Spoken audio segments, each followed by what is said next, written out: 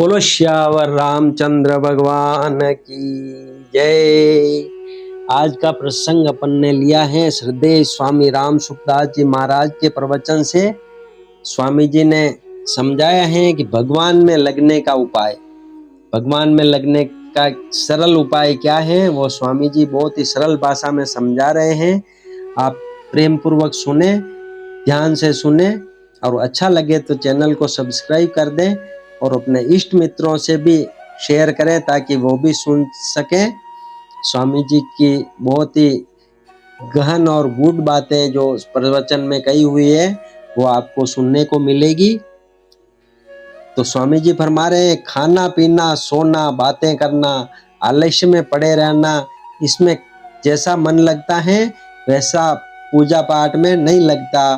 कबीर साहब कहते हैं, कबीर मनुआ एक है बावे जहां लगाए, बावे हरि की भगति कर बावे विषय कमाए। दो ही बातें हैं, बीच में जीव है। एक तरफ संसार है और एक तरफ परमात्मा है। संसार से संयोग जन सुख मिलता है और संसार में आसक्ति होती है, प्रियता होती है, परंतु भगवान के भजन पाठ जप आदि में प्रियता नहीं होती। मन तो एक ही तरफ लगेगा। अतः मन को संसार से उठाओ, खाना पीना सोना आदि में सुख मत लो। इनमें सुख लेते रहोगे तो मन भगवान में नहीं लगेगा, क्योंकि मन को खुराक तो संसार से ही मिल जाएगी। हमें संसार की अनुकूल परिस्थिति अच्छी लगती है और प्रतिकूल परिस्थिति बुरी लगती है, तो हम संसार के ही ग्राहक हुए ना।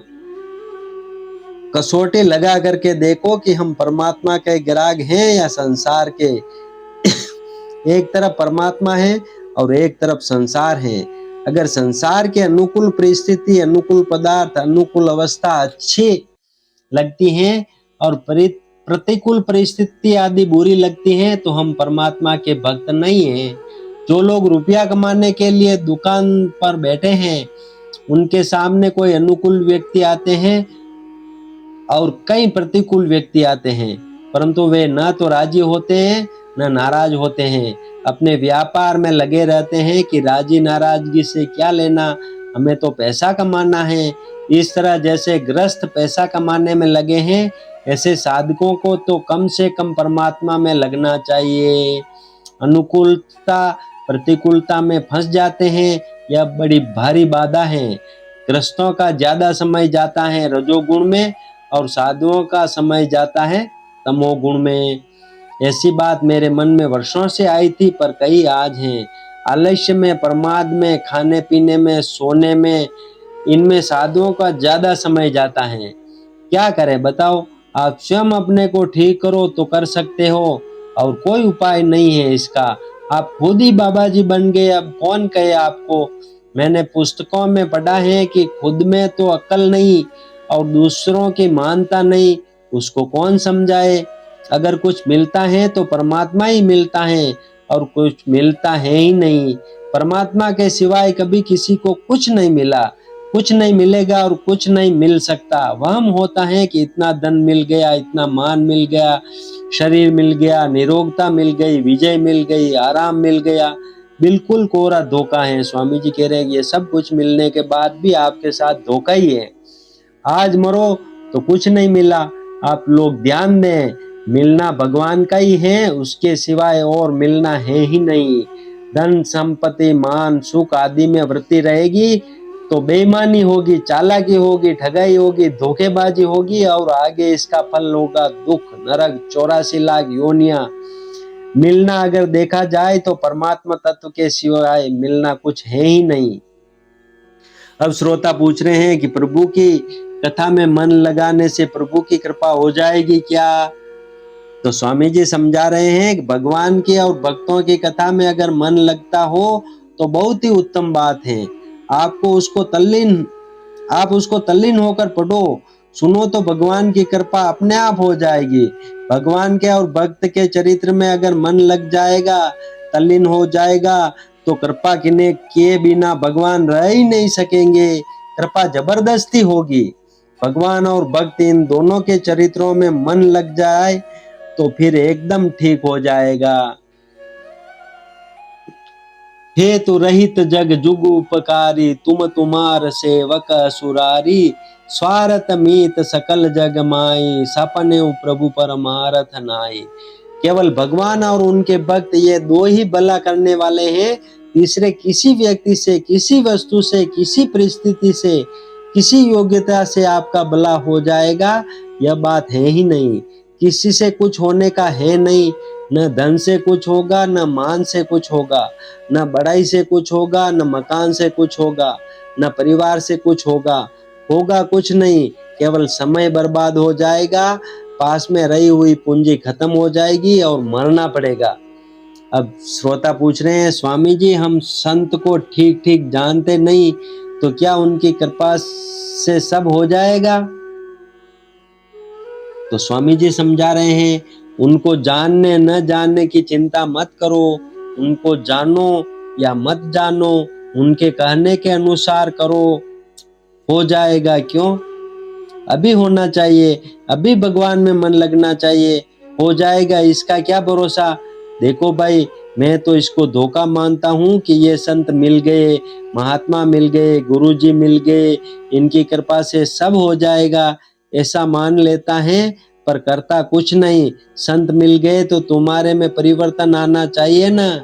जैसे नींद में प्यास लगी और जल पीते हैं पर उससे तृप्ति नहीं होती, ऐसे ही संत मिलने पर, अच्छा संग मिलने पर भी हमारी तृप्ति नहीं हुई।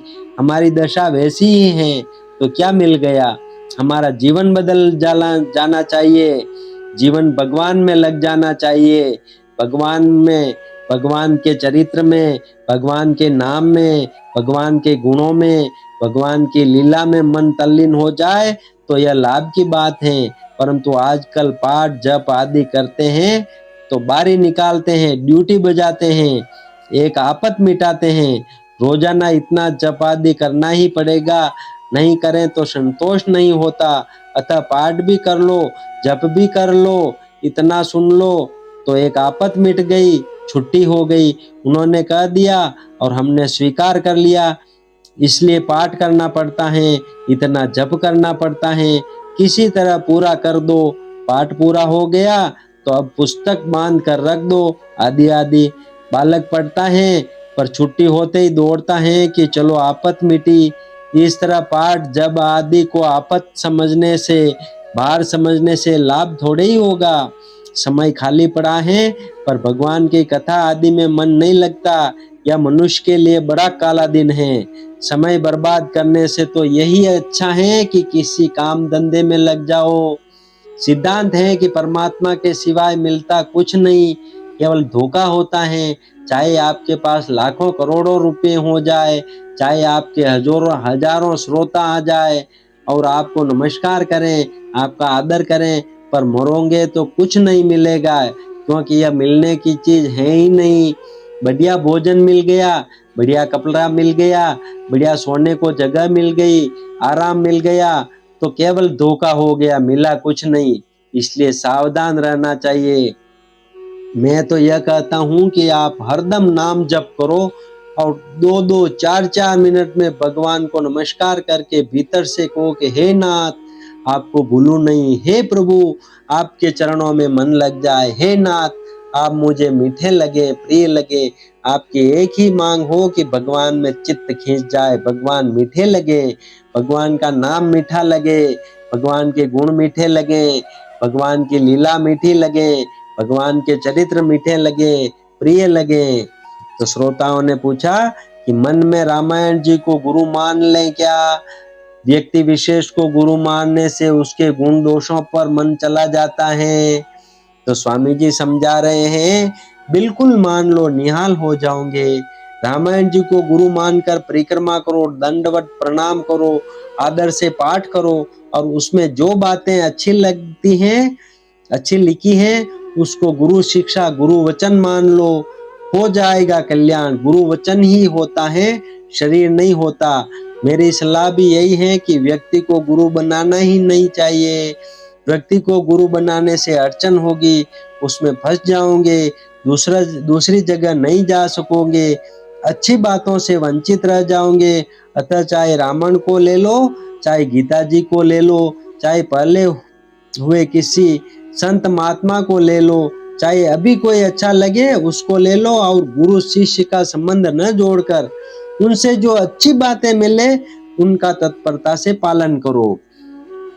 अब इसमें रामचरितमानस को गुरु मानने की बात आई है, तो रामचरितमानस इस चैनल के शुरू में भाग 1 से लेकर 107 तक छोटे छोटे भागों में अपलोड की गई है। वो आप सुनना चाहें तो चैनल को सब्सक्राइब करें, ताकि पिछले वीडियो देखेंगे तो आपको वो मिल जाएगी। और पुस्तक से पढ़ेंगे तो सुनने से भी ज्यादा अच्छा पुस्तक को पढ़ना है, तो आप श्रद्धा से पढ़ेंगे तो लाभ होगा ही होगा। स्वामी जी ने भी बोला है, अपने में जो त्रुटियां हो उनको दूर करो, उनसे सलाह पूछ लो कि क्या करें कैसे करें। मेरे से कोई साधन की बात पूछता है तो मेरे को बड़ा आनंद आता है, प्रसन्नता होती है।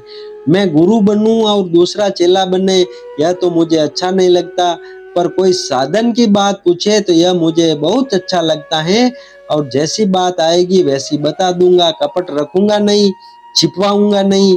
लोग कहते हैं कि चेला बनो तो बताएं, और मैं कहता हूं कि चेला न बनो तो बताऊं। अब श्रोता पूछ रहे हैं, ठाकुर जी की प्राप्ति की तीव्र आकांक्षा होती है, ठाकुर जी के प्रति प्रेम उमड़ता है, इससे प्रभु का साक्षात्कार हो सकता है क्या? स्वामी जी समझा रहे हैं, हो सकता है, प्रेम उमड़ेगा तब साक्षात्कार होगा। वह ठंडा नहीं पड़ना चाहिए, जैसे सोडा वाटर की बोतल में बबका आया फिर शांत हो गया, उसको तो बढ़ना चाहिए। कल से आज ज्यादा हो, आज से कल ज्यादा हो, कल से परसों ज्यादा हो, ऐसे प्रतिदिन प्रतिक्षण भगवान में प्रेम बढ़ना चाहिए। भगवान में प्रेम होना ही भजन है। पन्न गारि सुनु प्रेम सम भजन उन दूसरा आन। प्रेम के समान दूसरा कोई भजन नहीं है, भगवान में जो आकर्षण है वही भजन है। इसके लिए भगवान से बार बार प्रार्थना करो। एकांत में बैठकर भक्तों के चरित्र पढ़ो। एकांत में बैठ जाओ और कमरा बंद कर लो, न हम किसी को देखें और न हमें कोई दिखे। फिर भक्तों के चरित्र पढ़ो, स्तोत्र पढ़ो, विनय पत्रिका पढ़ो। पढ़ते पढ़ते जब हृदय गदगद हो जाए, नेत्रों से आंसू आने लगे, उस समय पुस्तक बंद कर दो और नाम जप करो, कीर्तन करो, प्रार्थना करो कि हे नाथ आपको भूलूं नहीं, ऐसा कहते जाओ।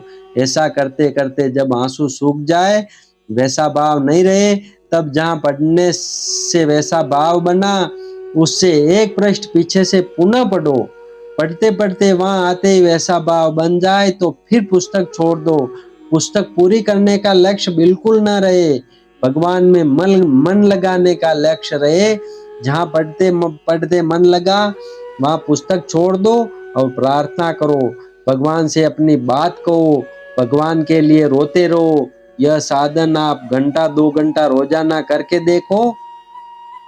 उस समय दूसरा कोई काम आ जाए तो उसको छोड़ दो कि अभी नहीं।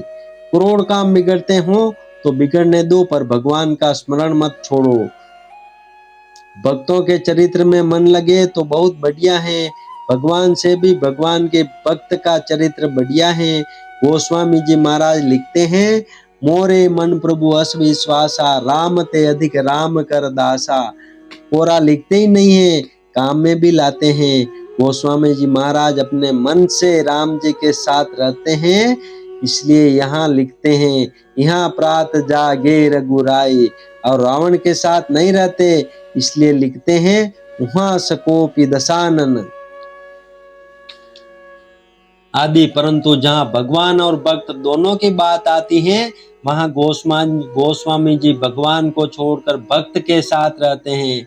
जैसे भरत जी का वर्णन करते समय वे भरत जी के लिए यहाँ लिखते हैं, यहाँ भरत सब सहित सहाय। और राम जी के लिए वहां लिखते हैं, वहां राम रजनी अवशेषा। भरत चरित करी नेमु तुलसी, जो सादर सुनई सिय राम पद पेमु, अवसी होई भव रस बिरती।